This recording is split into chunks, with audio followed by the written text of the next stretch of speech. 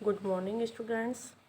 Today I shall teach you the functions and method of story writing, and I shall tell you about what was the plan to write a good story and how to make a story creative and full of suspense.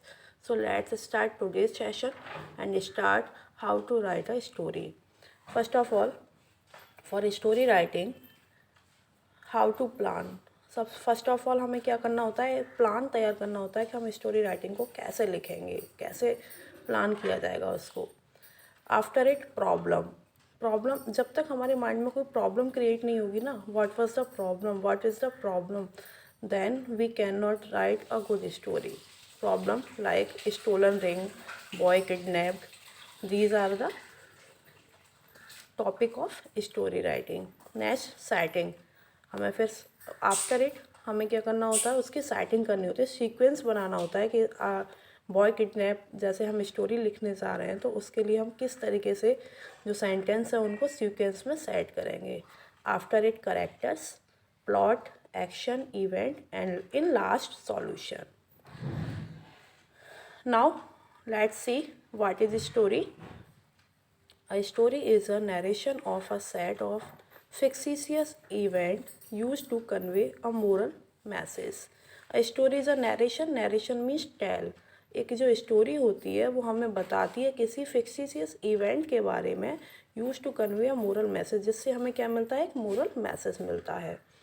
Next, we write story in past tense, और जो story लिखी जाती है वो किस में लिखी जाती है, पास्ट टेंस में। फॉर्मेट एंड टाइटल, सबसे पहले हमारा जो स्टार्ट होता है स्टोरी राइटिंग में वो क्या स्टार्ट होता है, टाइटल। स्टोरी राइटिंग के लिए टाइटल कैसा होना चाहिए, always we should write title eyes, catchy eyes means बेटा हमेशा ऐसा टाइटल होना चाहिए जिसमें हमारी जो मतलब जो रीडर है ना, सबसे पहले वो टाइटल को पढ़ के ही थोड़ा सस्पेंस में हो जाए कि इस टाइटल में कैसी स्टोरी हो सकती है, ये टाइटल कैसा, मतलब क्या स्टोरी है, इसका सस्पेंस क्या है, इसका रिजल्ट क्या रहेगा, इन लास्ट इसका सॉल्यूशन क्या रहेगा।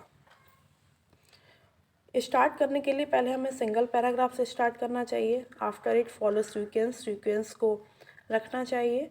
बी इमेजिनेटिव, स्टोरी जो होनी चाहिए बेटा वो बहुत ज़्यादा इमेजिनेटिव होनी चाहिए, मीन्स कल्पना पर आधारित होनी चाहिए। Don't go out of logic, और जो लॉजिक है ना उससे हमें बाहर नहीं निकलना चाहिए, मीन्स हमें अपने पॉइंट को नहीं भूलना चाहिए, किस टाइटल पर हम स्टोरी लिख रहे हैं, और लॉजिक से हमें बाहर नहीं जाना चाहिए। बिगनिंग कैसे होनी चाहिए बेटा, सेट अप द एक्शन, पहले हम एक्शन सेट करेंगे। After it plot gives background of the story, हम स्टोरी का बैकग्राउंड बताएंगे। और builds a way that catches attention, और कुछ ऐसे सेंटेंसेस स्टोरी में स्टार्टिंग में लिखेंगे, सीक्वेंस से हम उसको उनको राइट करेंगे इन पास्ट टेंस कि जो रीडर है ना उसका ध्यान पूरा वहीं रहे। ये क्या है बेटा, ये बॉडी है, ये बॉडी है उसकी स्टोरी राइटिंग की, कि किस तरीके से स्टोरी लिखी जाती है। आफ्टर इट बेटा मिडिल पास्ट, जो ये बॉडी जो लैंग्वेज लिखेंगे हम उसमें middle past incidents and events are explained, जो इसमें इंसिडेंट्स और जो इवेंट्स होते हैं जो एक्सप्लेन किए जाते हैं वो किस में रखे जाते हैं, पास्ट में। इन डिटेल में देंगे। Arrows more attention of readers, और रीडर्स का ध्यान अपनी तरफ ज़्यादा से ज़्यादा क्या करेंगे, खींचेंगे, मीन्स एरोज अपनी तरफ उसको स्टोरी में उनका इंटरेस्ट बढ़ाएंगे। स्टोरी मिनिमम एंड मैक्सिमम बेटा 150 वर्ड से 200 वर्ड्स तक होनी चाहिए। और एंड में स्टोरी में क्या होना चाहिए, क्लाइमैक्स होना चाहिए, या तो क्लाइमैक्स हो या फिर हैप्पी और सैड एंडिंग होनी चाहिए, मीन्स क्लाइमैक्स के साथ साथ उसकी जो एंडिंग है वो या तो हैप्पी मोमेंट में हो या फिर सैड मोमेंट में हो। मोरल निकलना चाहिए एंड अनएक्सपेक्टेड मैनर, और इस तरीके से हमें एक बहुत ही सस्पेंसफुल स्टोरी लिखनी चाहिए। Let's read a story that is given in your book. Two men, one cheerful, no worries, believed all would be well, the other full of worries, worried about the old days, not able to work, no money, may have to beg, might go blind, wants to know what blindness would be like, walks with eyes shut, does not see purse full of gold, companion spotted, picks up thanks God. Now बेटा start करते हैं story writing. Means यहाँ पर कुछ क्या दिए गए हैं, कुछ हिंट दी गई हैं स्टोरी राइटिंग लिखने के लिए। इन हिंट के बेस पर ही हमें एक स्टोरी लिखनी है। जो टाइटल है वो क्या है, the result of worry. The result of worry, देखिए यहाँ पर कितना अच्छा टाइटल है, जिससे हम स्टोरी का जो टाइटल है उसको पढ़ के ही हम एक्साइटेड हो गए कि स्टोरी कैसे लिखी जाएगी। द रिजल्ट ऑफ वरी, चिंता का परिणाम। Two man were walking along a road together. दो व्यक्ति एक साथ एक रोड पर चल रहे थे, घूम रहे थे। One of them was cheerful, उनमें से एक काफ़ी खुश था, हैप्पी प्रसन्न था। Go lucky fellow who had no worries, और बहुत ही अपने आप को लकी मानता था और उसे किसी प्रकार का कोई चिंता नहीं थी। He believed if he worked as well as he could, उसने विश्वास किया कि जितना उसने काम किया, यदि if he worked as well as he could, वो उतना काम कर सका जितना वो कर सकता था, मतलब जितनी उसकी कैपेसिटी थी। All would turn out well in future, और फ्यूचर में भी क्या होगा, सब अच्छा ही होगा। But the other man always, अब देखिए यहाँ पर क्या है, सस्पेंस क्रिएट हो रहा है, स्टोरी में सस्पेंस है। But the other man always saw the dark side of things, लेकिन जो दूसरा व्यक्ति था वो हमेशा चीज़ों की डार्क साइड तरफ देखता था। He was worried about what would happen to him in old age, वो हमेशा परेशान रहता था कि ओल्ड एज में उसके साथ क्या होगा, हमेशा उसको चिंता रहती थी। When he was not able to work any more, जब वो अधिक से अधिक काम नहीं कर सकेगा। He feared he would be in need of money and perhaps have to beg for living, उसे वो डरता था। ही फियर्ड मीन्स वो डरता था, if he would be in need of money, कि उसे जब पैसों की ज़रूरत होगी, and perhaps not able to work any more, और वो अधिक काम नहीं कर सकेगा, and have to beg for a living, और उसे अपनी जीविका कमाने के लिए कहीं क्या ना करना पड़े, बैग ना करना पड़े, भीख ना मांगना पड़े। He began to fear that he might even go blind in his eyes, उसे इस बात का भी डर था, उसे डर लगने लगा था कि कहीं वो अंधा ना हो जाए ओल्ड एज में। मतलब ओल्ड एज जब हो जाएगी, मतलब जब वो बूढ़ा हो जाएगा तो उसके पास पैसा नहीं होगा, वो अधिक से अधिक काम भी नहीं कर पाएगा, और कहीं ऐसा ना हो, उसे डर लग रहा था कि कहीं वो अंधा ना हो जाए।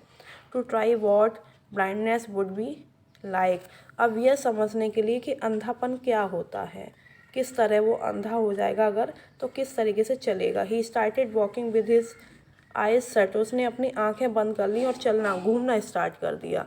आंखें बंद करके घूमने लगा, चलने लगा रोड पर, आंखें बंद कर ली और आंखें बंद करके रोड पर चलने लगा। While he was doing this, जब वो ऐसा कर रहा था, he missed seeing a purse full of gold coins, तो उसने एक गोल्ड कॉइन से भरे हुए थैले को क्या कर दिया, मिस कर दिया। लाइंग ऑन द रोड, जो रोड पर पड़ा हुआ था। His companion who was walking happily, लेकिन उसका साथी जो बहुत ही खुशी के साथ रोड पर घूम रहा था, एलोंग विद नो वरीज, जिसके साथ कोई चिंता नहीं थी, मतलब वो किसी भी बात को लेकर चिंतित नहीं था। स्पॉटेड द पर्स, उसने पर्स को उठा लिया, देख लिया, एंड पिक्ड इट अप, और उसने उसको ले लिया, मतलब उसने पर्स को देखा और उसको उठा लिया। He thanked God for taking care of his future, और उसने भगवान को धन्यवाद दिया कि उसने उसके फ्यूचर की क्या की, देखभाल की। तो बेटा ये स्टोरी का रिजल्ट था कि अगर वो भी चिंता नहीं करता, उसका कंपेनियन, और खुश होकर हैप्पीली वो भी अगर ऐसे ही रोड पर चलता रहता, घूमता, तो शायद उससे उसके कंपेनियन को वो बैग ना मिलकर, बैग फुल जो which was full of gold, जो गोल्ड से भरा हुआ था, गोल्ड कॉइन से, तो उसे ना मिलकर वो किसे मिलता, उस व्यक्ति को मिलता जो हमेशा अपने फ्यूचर के लिए क्या रहता था, वरीड रहता था, चिंतित रहता था। तो इसलिए बेटा इस स्टोरी से हमें ये मोरल मिलता है कि हमें अपने फ्यूचर को लेकर ज़्यादा परेशान नहीं रहना चाहिए, है ना, हमेशा खुश रहना चाहिए और ईश्वर को धन्यवाद देना चाहिए। इस तरीके से हम एक स्टोरी तैयार करते हैं। बेटा नेक्स्ट स्टोरी है, sweet is the fruit of patience. मतलब क्या है यहाँ पर कि हमेशा जो धैर्य होता है ना, उसका जो फल होता है वो काफ़ी मीठा होता है। इस स्टोरी को भी रीड कर लेते हैं बेटा। फेमाइन इन अ सिटी, स्कार्सिटी, और यहाँ से स्टार्ट करते हैं, स्टोरी से स्टार्ट करते हैं। वो तो यहाँ फिलअप दे रखे हैं, उसकी हेल्प से हमें स्टोरी तैयार करनी है।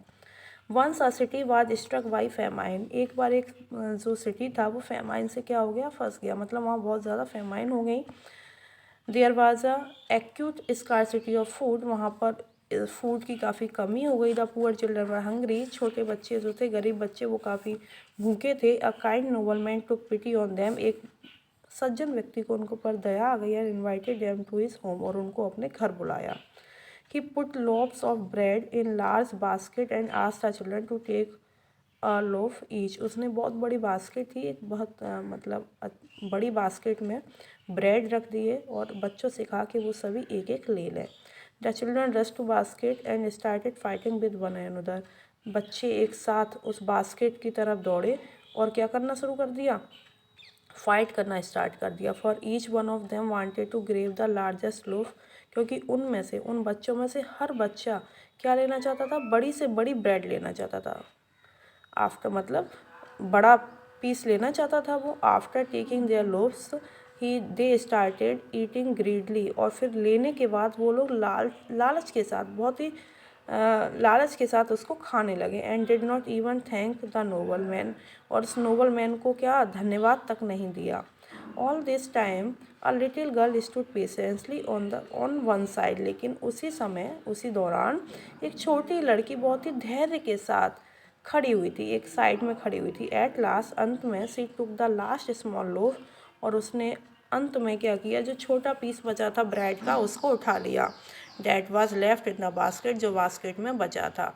सी thank the noble man for his generosity, उसने उस श्रेष्ठ व्यक्ति को उसकी उदारता के लिए धन्यवाद दिया। And went home just as she cut the लूफ into two share it with her mother, और उसने क्या किया, उस लोफ को दो पीस में डिवाइड कर दिया, एक शेयर अपने लिए और एक शेयर अपनी माँ के लिए। She was amaze to find pieces of silver in it, उससे बहुत ही ज़्यादा क्या हुआ, सरप्राइज हुआ। शी वॉज अमेज्ड, वो सरप्राइज हो गई। To find pieces of silver in it, कि उसे इस ब्रेड के अंदर क्या मिले, सिल्वर के पीस मिले, मीन्स उसे सिल्वर कॉइन मिली ब्रेड के अंदर। The girl ran back to the noble man's house, वो लड़की जो थी, छोटी बच्ची, लिटिल गर्ल, वापस उस नोबल व्यक्ति के घर दौड़कर गई। To return the silver pieces, उन सिल्वर पीसेस को रिटर्न करने के लिए। The noble man smiled and said it was a reward for her patience, वो श्रेष्ठ व्यक्ति थोड़ा सा मुस्कुराया और उसने कहा कि ये तुम्हारे धैर्य का क्या है, इनाम है, तुम्हारे धैर्य का ये रिवार्ड है। एंड कोर्टियस नेचर, और तुम्हारे उदार व्यक्तित्व का।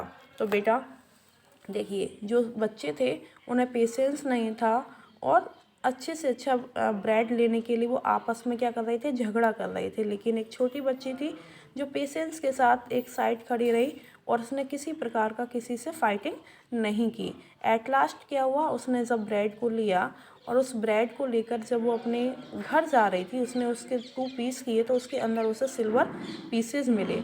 अब देखिए ये क्यों मिले, क्योंकि ये उसके पेशेंस का ही तो रिजल्ट था, पेशेंस का रिजल्ट था। लेकिन वो उसके साथ साथ, वो जो लिटिल गर्ल थी वो हॉनेस्ट भी थी, तो वो उसको जब वापस करने आई सिल्वर पीसेस को, तो उस व्यक्ति ने उसको इनाम के तौर पर, उसके पेशेंस के लिए, उसके उदार करेक्टर के लिए, उसके उदार नेचर के लिए उसको क्या कर दिया, उन्हें उसको दे दिया।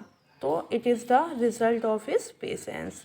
सो बेटा, लाइक दीज स्टोरीज हम we create a catching eyes title and make a story with full of suspense, curiousness, and ending ending is with of happy or sad events, climax and moral. So beta, thank you for today, and I hope you all of you understand how to make a creative and imaginative story.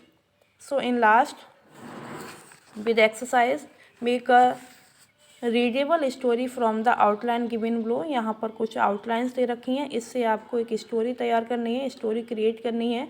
Great scientist Isaac Newton, known for his concentration and absent mindedness, invited friends to dinner, had an idea during the dinner, went to his study, got busy in calculation, forgot all about the dinner, friends buried, set up search for parties to locate him, finally discovered him in his study, Newton realized his mistake and regret।